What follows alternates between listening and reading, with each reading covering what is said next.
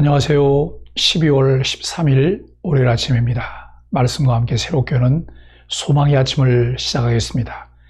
짐 신발라는 기독교는 자신의 노력으로 무엇을 이루는 종교가 아니라 성령의 능력 자체다라고 이야기합니다. 출애굽기 40장 1절로 16절까지 말씀을 본문으로 하여 하나님의 승인 도구, 거룩한 관유라고 하는 주제로 은혜를 나누기를 원합니다. 관유는 예식용 기름이자 성별하는 향유입니다. 하나님은 그 관유를 성막 안 모든 기구에 바르고 물로 씻고 거룩한 옷을 입은 제사장에게 바르게 하십니다. 이미 구별한 것을 다시 그리고 더욱 거룩하게 해 하나님께 드리라는 명령입니다. 거룩한 성령의 기름 부음을 상징하는 예표로 이해할 수 있습니다. 예수 그리스도의 은혜로 거룩하게 된 교회지만 모든 예배와 선교, 봉사에 앞서 늘 성령의 기름 부음을 구해야 합니다. 39장 마지막 단락은 여호와 하나님이 모세를 통해 명령하신 대로 이스라엘 자손이 성막을 제작하여 세우는 모든 역사를 거룩하게 마쳤음을 거듭 선포합니다. 그리고 성막 회막에 여호와 하나님이 찾아오셔서 당신의 언약 백성들을 만나주시고 그곳에서 모든 명령을 말씀하실 순간이 눈앞에 다가왔습니다. 그러나 그 성막이 제 기능을 수행하기 위해 모세와 이스라엘 자손이 해야 할 한 가지 큰 일이 아직 남아 있습니다. 그것은 성막을 여호와께 봉헌하는 거룩한 의식입니다. 우리가 예배당을 건축할 때도 입당을 하고 헌당을 하는 봉헌 예배를 드립니다. 입당과 헌당에는 어떤 차이가 있을까요? 입당은 말 그대로 그 건물을 완성하고 예배하기 위해 들어간다는 것을 말합니다.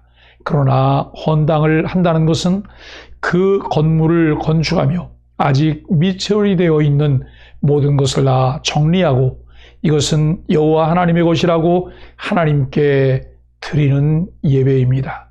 이것은 은혜를 입은 모든 그리스도인들이 정성껏 하나님께 드리는 헌금을 통해 지은 것이기 때문에 온전히 주님께 드리는 것을 말합니다. 출애굽기의 대미를 장식하는 40장은 이스라엘 자손의 성막 봉헌과 이스라엘 회중 한가운데에 세워진 성막에 여호와의 충만한 영광으로 찾아오시는 임재의 사건을 극적으로 묘사합니다. 출애굽기 첫 시작부터 말씀을 함께 나누며 마지막에 도달했을 때 그 안에서 이루어진 수없이 많은 일들이 어떻게 이렇게 귀결되어질 수 있는지를 알기 때문에 더욱 벅찬 감동과 은혜가 있습니다. 여기까지 과정이 그야말로 에베네셀 하나님의 은혜라는 것을 고백하며 마치 봉헌을 앞둔 이스라엘 같은 은혜 속에 들어갑니다. 여호와께서 모세를 통해 명령하신 대로 이스라엘 자손들은 성막을 건립하는 모든 역사를 마쳤을 때 여호와의 음성이 모세에게 들려옵니다.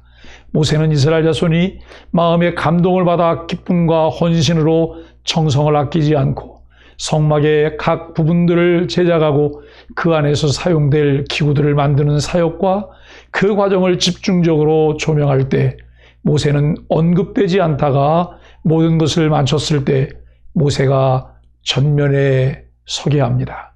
여호와께서는 그에게 이스라엘 백성을 진두지휘하며 성취해야 할 중요한 사명을 맡기십니다. 성막을 짓도록 모세에게 명하셨던 여호와께서는 그 설계를 가르쳐 주셨고 어떤 사람들을 세워 일을 해야 하는지를 알려주셨고 마친 후에 여호와께 주신 설계에 따라 감리하며 검수하게 하셨습니다. 이제 봉헌에 앞서 마지막으로 해야 할 큰 일을 진행하게 하십니다.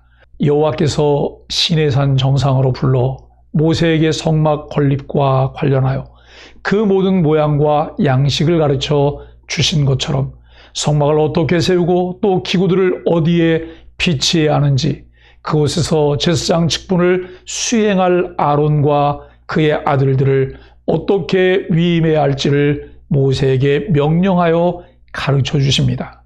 이 모든 일 또한 이스라엘 자손의 순종과 헌신을 통하여 여호와의 명령대로 거룩하게 성취됩니다.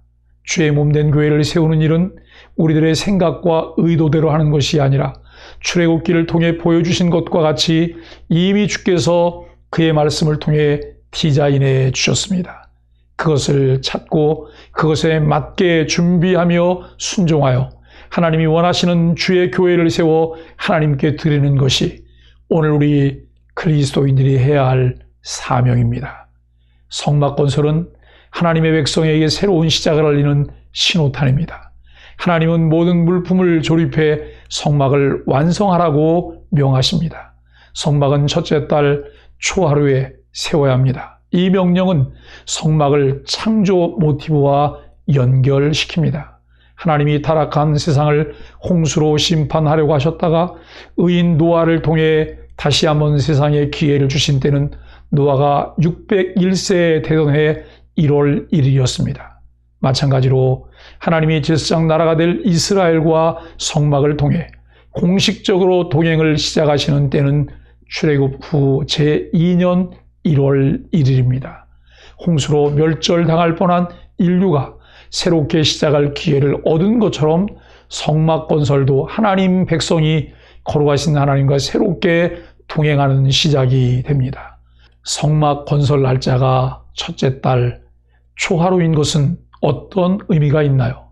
내 삶에서 하나님과 관계를 새롭게 시작하게 된 계기가 있다면 무엇인가요?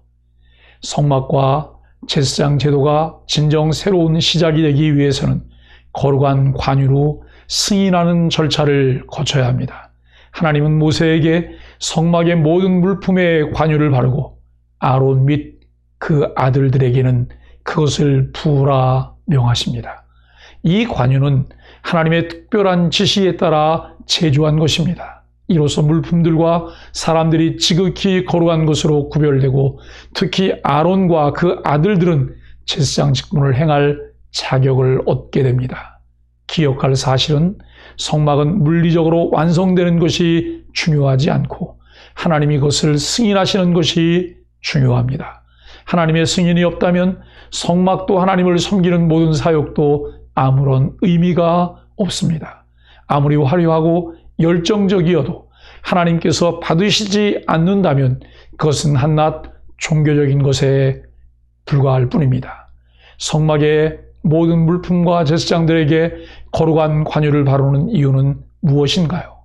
외적 모양만 갖출 게 아니라 하나님의 승인을 받는 것이 왜 중요한가요? 사랑하는 소망의 가족 여러분, 우리가 눈여겨보아야 할 것이 있는데 하나님은 새 백성을 세우시고 하나님 나라의 질서를 부여하기 위해 성막 건축을 명하셨습니다. 그 질서를 위해 은혜를 입은 자들에게 명령하셨고 온전한 순종으로 화답하며 그들을 사용하셔서 성막을 세우십니다. 하나님을 향한 믿음과 사랑은 말이 아니라 그분의 명령에 순종하는 행위로 나타납니다. 말만 하고 행위가 없는 믿음은 거짓 믿음입니다. 하나님의 말씀을 즐겨 듣고 순종하여 하나님을 향한 우리의 믿음과 사랑을 증명해야 합니다. 이스라엘을 새 백성 삼으시고 그의 나라를 누리게 하시려는 하나님의 그 놀라운 경륜을 출애굽기를 통해 배웁니다. 하나님의 사랑과 계획이 얼마나 치밀하신지 알면 알수록 감격하지 않을 수 없습니다.